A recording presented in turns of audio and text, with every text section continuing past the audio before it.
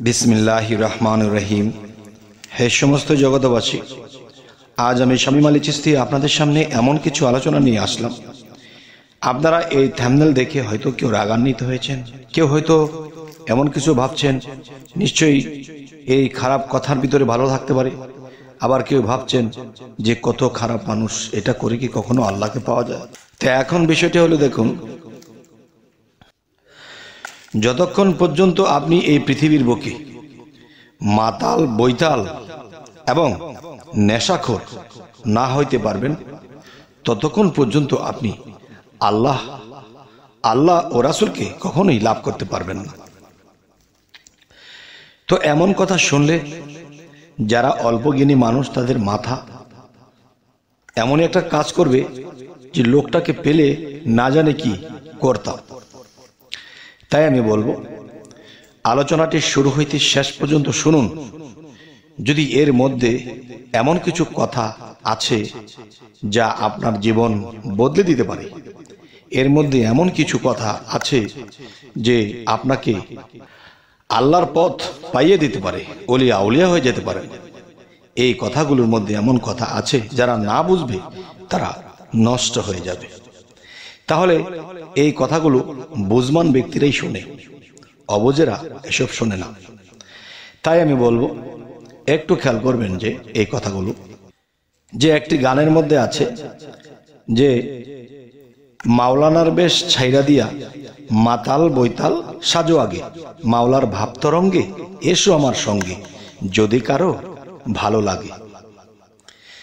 তাহলে মাতাল বৈতাল কাদেরকে বলা হয়েছে?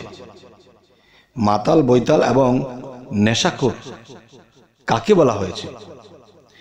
যতক্ষণ পর্যন্ত একটা মানুষ সেই মাতাল, সেই বৈতাল না হবে, সেই নেশাখোর না হবে, ততক্ষণ পর্যন্ত সে কখনো আল্লাহকে লাভ করতে পারবে না। তবে অবশ্যই আমি আপনাদেরকে কথাগুলো গুছিয়ে বলার চেষ্টা করছি। দেখুন, পৃথিবীর বুকে যারা ব্যবসা বাণিজ্য করতেছে, বড় ধরনের কোনো চাকরি বাকরি করতেছে, লক্ষ লক্ষ টাকা ইনকাম করতেছে, সারা সপ্তাহ আল্লাহর ইবাদত করলো কি করলো না, সারা সপ্তাহ আল্লাহর নামাজ রোজা বা বিভিন্ন ইবাদত সাধনা করলো কি করলো না, কিন্তু শুক্রবারে যখন ছুটি পায় না, তখন তারা কাদের মধ্যে একটা যায় নামাজ ঝুলিয়ে তারা নামাজে চলে যায়। কিন্তু সারা সপ্তাহ কিন্তু এদেরকে মসজিদের দ্বারে কাছে কিংবা অন্য কোনো ইবাদতের দ্বারে কাছে পাওয়া যায়নি, শুক্রবারে সুন্দর চলে গেছে। আচ্ছা, যাওয়ার পথে রাস্তার মধ্যে এক পাগল নেশাখোর, এক মাতাল বৈতাল রাস্তার মধ্যে বসে আছে। আর বসে বসে সে কি করতেছে? সে বসে বসে একা একা হাসে, একা একা এদিক সেদিক তাকায়, একা একা এটা সেটা বলে। তখন সেই ব্যক্তিটা তাকে বলতেছে, বেটা পাগল ছাগল, এসব ছাইরা দিয়া ভালো হো, ভালো হো। তার মানে সে যে এদিক সেদিক চাচ্ছে, একলা একলা কথা বলছে, সে কার সাথে কথা বলছে? একা একা কি বলে? যে প্রেমের মানুষ বলে তারে এই পিঞ্জর হতে ছেড়ে গিয়া ঘুরে আবার আসতে পারে, এই দমের কোঠায় চাবি দিয়া হাস্তিকে নেস্তি করিয়া ফানাফিল্লার হালে গিয়া শ্রীখোলা নগরে পরম বন্ধুর হবে দেখা বর্জক শহরে। তো এখন বিষয়টি হলো, দেখুন, সেই ব্যক্তিটি যার ইবাদত করতেছে, যার সাধনা করতেছে, তাকে চোখের সামনে 24 ঘন্টা দেখতেছে, তার সাথে কথা বলতেছে এবং এদিক সেদিক চাচ্ছে। যেদিকে চায় সেদিকে তার মাওলাকে দেখতে পায়, সেদিকেই তার খোদাকে সে দেখতে পায়। তখন দেখা যায় কি, সে তার প্রেমের নেশায় নেশাখোর হয়ে গেছে। সে মানুষের কাছে মাতাল বৈতাল সেজেছে, রাস্তায় বসে বসে থাকে। কিসের ঘর, কিসের বাড়ি, কিসের লোভ লালসা, কোনো কিছুই তার মধ্যে নেই। কিন্তু সারা সপ্তাহ পরে যখন তারা তেল মালিশ দিয়ে সুন্দর করে মাথাটা আঁচড়িয়ে টুপি একটা দিয়ে তারা নামাজে চলে যাচ্ছে, সপ্তাহ একখানি পরে গিয়ে তারা আল্লাহকে স্মরণ করবে। আর সেই 24 ঘন্টা সালাতের মধ্যে, যেমন 24 ঘন্টা এই ব্যক্তিটি আল্লাহকে নিয়ে ব্যস্ত, আল্লাহর নাম নিয়ে ব্যস্ত, কিন্তু তার কিন্তু একটা দম সে আল্লাহ ব্যতীত ছাড়া ছাড়ছে না। আর সেই ব্যক্তিকে বলতেছে কি, এই মাতাল বৈতাল নেশাখোর বসে আছো এখানে, ভালো হয়ে যাও এসব ছেড়ে দিয়ে। তাহলে ভালো হওয়ার কথা যদি বলা হয়, তাহলে হে জগতের সমস্ত জ্ঞানী গুণীগণ, আপনারাই বলুন এই দুইজন ব্যক্তির মধ্যে এখন কে ভালো, কে কার অবস্থান কোথায়?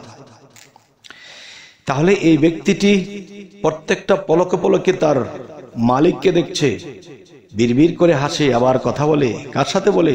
তার সাথেই বলে। মুসা নবী কিন্তু আল্লাহর সাথে হরদমই কথা বলতেন। তাহলে সেই নবীকে এই মর্যাদা দিয়েছিলেন। তাহলে পৃথিবীতে এমন পাগল ফকির আছে, তাদেরকেও আল্লাহ এই মর্যাদা দিয়ে রেখেছেন এবং তারা কামাই করে নিয়েছে, হরদমই তারা আল্লাহর সাথে কথা বলে আল্লাহকে দেখতে পায়। তাই আমি আজকে আপনাদেরকে যে কথাটি বলতে চাচ্ছি এবং বলছি যে আজকের মাতাল বৈতাল আসলে কারা? যে এত গুছিয়ে সুন্দর করে তেল মালিশ করে এক সপ্তাহ পরে ছুটি পেয়ে, বেতন পেয়ে, ভালো ভালো খেয়ে, সেন্ট বা আতর মেখে সে নামাজ পড়তে যাচ্ছে, সাপ্তাহিক নামাজটা, এবং সেই পাগলকে বলছে, হেই এসব ছেড়ে দিয়ে ভালো হয়ে যা।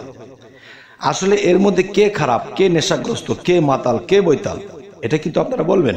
এবং যে যাকে মাতাল বৈতাল বলা হয়েছে, যে বলল, আপনি দেখেন তিনি কিন্তু দুনিয়াতে টাকা পয়সার নেশায় মাতাল হয়ে আছে, তিনি কিন্তু সম্পদের নেশায় মাতাল হয়ে আছে। আচ্ছা, তাহলে আসলে মাতাল বৈতাল এটি কে? যে ওই পাগল ফকিরকে বলল, সে কিন্তু এটার মাতাল বৈতাল হয়েই আছে। আর যে পাগল ফকিরকে বলা হলো, সে কিন্তু সমস্ত কিছু ছেড়ে দিয়ে আল্লাহর প্রেমের মাতাল, আল্লাহর প্রেমের বৈতাল, আল্লাহর প্রেমের নেশাখোর হয়ে বসে আছে।